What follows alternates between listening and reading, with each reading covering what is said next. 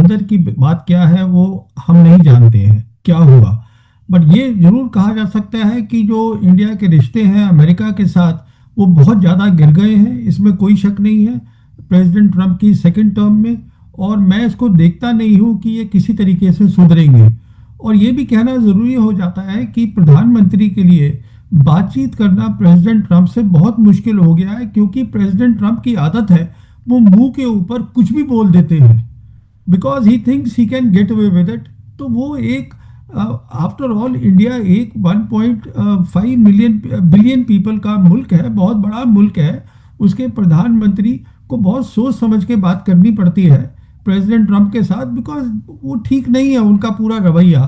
तो इससे ज़्यादा मैं नहीं कह सकता क्योंकि मुझे मालूम नहीं है अंदर की बात क्या हुई है, पर ये बहुत गलत हुआ है जो ट्रेड डील नहीं हो पाई है और ये डिले हो गई है। बेसिकली टेक्नोलॉजी में बहुत ज़्यादा डिपेंडेंस है अमेरिका में के ऊपर हमारी सर्विसेज, क्योंकि अगर आप हमारा देखिएगा पूरा जो ट्रेड है, जो हमारा जीडीपी है, उसमें सर्विसेज का बहुत बड़ा योगदान है। और सर्विसेज में बहुत सारा आईटी का है और आईटी का बहुत सारा बिजनेस अमेरिका के साथ है।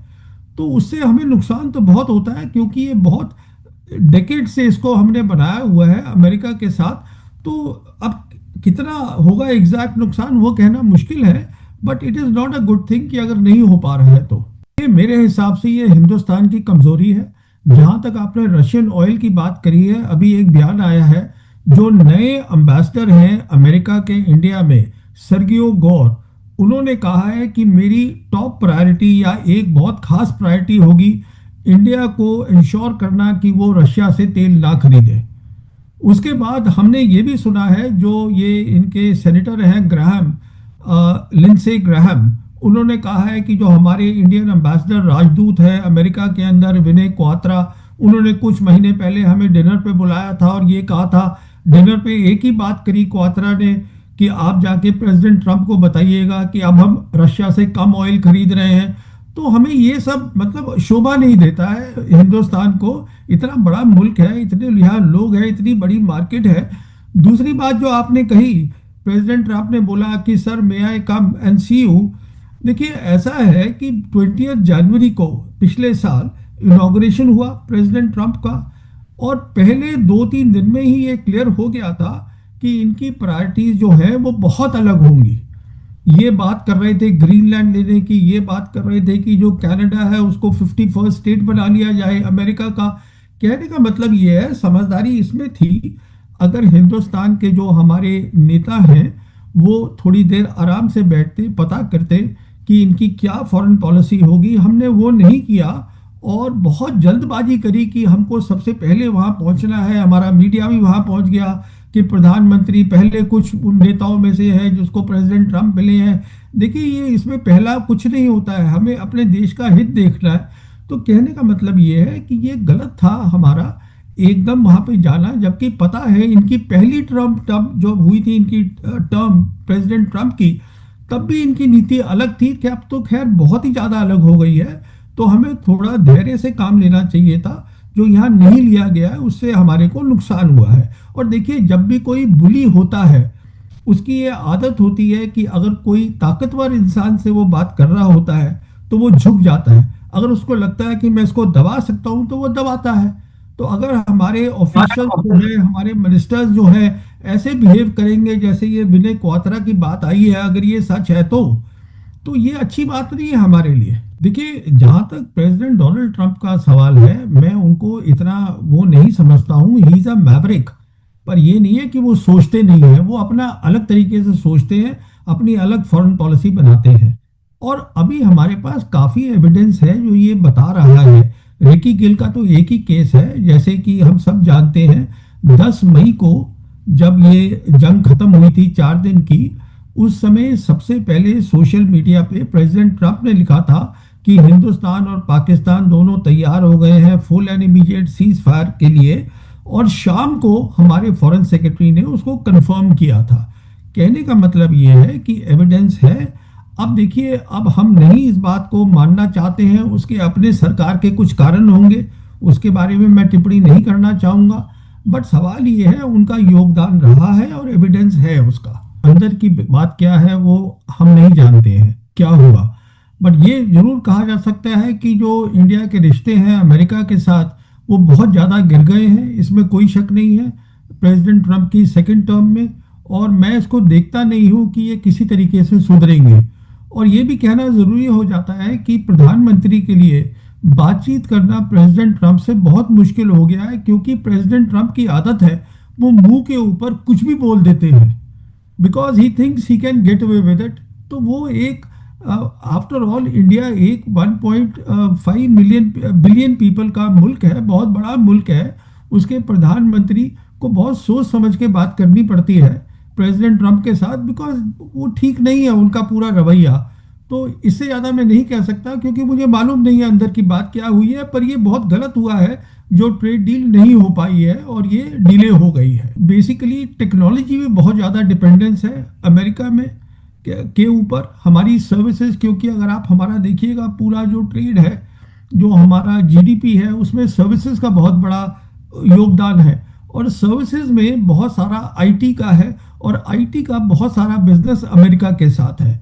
तो उससे हमें नुकसान तो बहुत होता है, क्योंकि ये बहुत डेकेड से इसको हमने बनाया हुआ है अमेरिका के साथ। तो अब कितना होगा एग्जैक्ट नुकसान वो कहना मुश्किल है, but it is not a good thing कि अगर नहीं हो पा रहा है तो। ये मेरे हिसाब से ये हिंदुस्तान की कमजोरी है।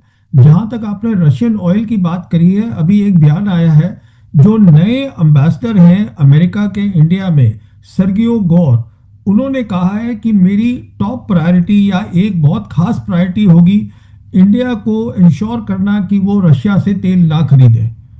उसके बाद हमने ये भी सुना है, जो ये इनके सेनेटर हैं ग्राहम, लिंडसे ग्राहम, उन्होंने कहा है कि जो हमारे इंडियन एम्बेसडर राजदूत है अमेरिका के अंदर विनय क्वात्रा, उन्होंने कुछ महीने पहले हमें डिनर पे बुलाया था और ये कहा था, डिनर पे एक ही बात करी क्वात्रा ने कि आप जाके प्रेसिडेंट ट्रम्प को बताइएगा कि अब हम रशिया से कम ऑयल खरीद रहे हैं।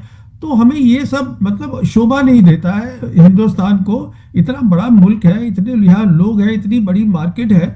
दूसरी बात जो आपने कही, प्रेसिडेंट ट्रम्प ने बोला कि sir may I come and see you. देखिए ऐसा है कि 20 जनवरी को पिछले साल इनॉग्रेशन हुआ प्रेसिडेंट ट्रम्प का, और पहले 2-3 दिन में ही ये क्लियर हो गया था कि इनकी प्रायोरिटीज जो है वो बहुत अलग होंगी। ये बात कर रहे थे ग्रीनलैंड लेने की, ये बात कर रहे थे कि जो कनाडा है उसको 51st स्टेट बना लिया जाए अमेरिका का।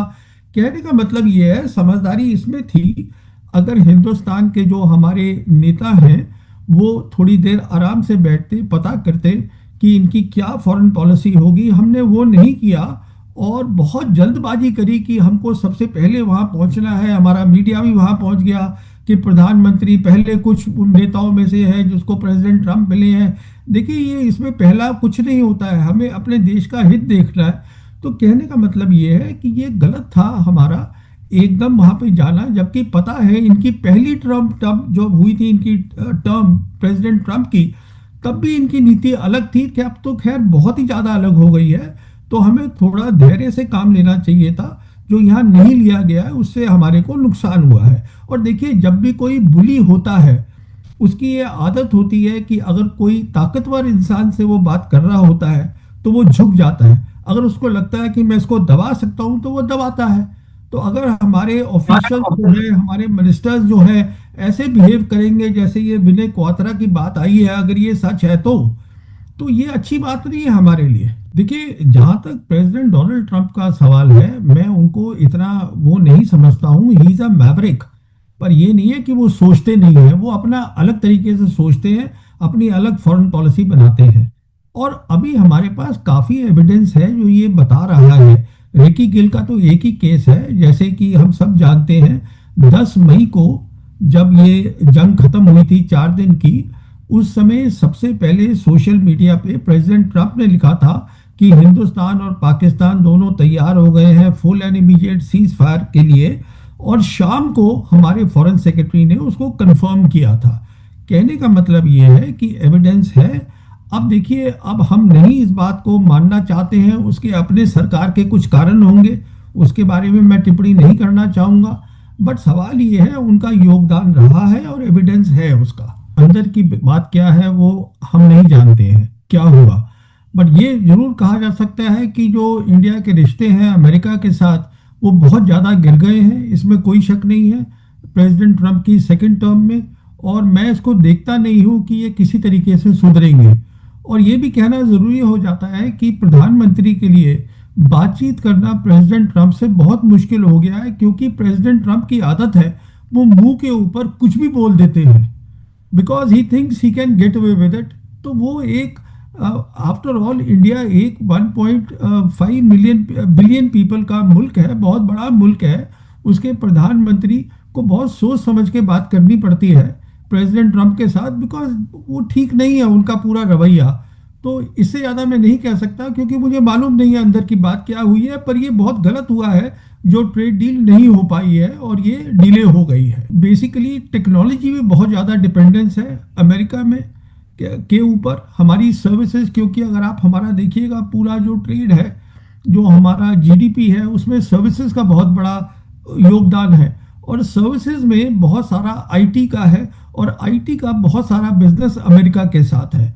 तो उससे हमें नुकसान तो बहुत होता है, क्योंकि ये बहुत डेकेड से इसको हमने बनाया हुआ है अमेरिका के साथ। तो अब कितना होगा एग्जैक्ट नुकसान वो कहना मुश्किल है, but it is not a good thing कि अगर नहीं हो पा रहा है तो। ये मेरे हिसाब से ये हिंदुस्तान की कमजोरी है।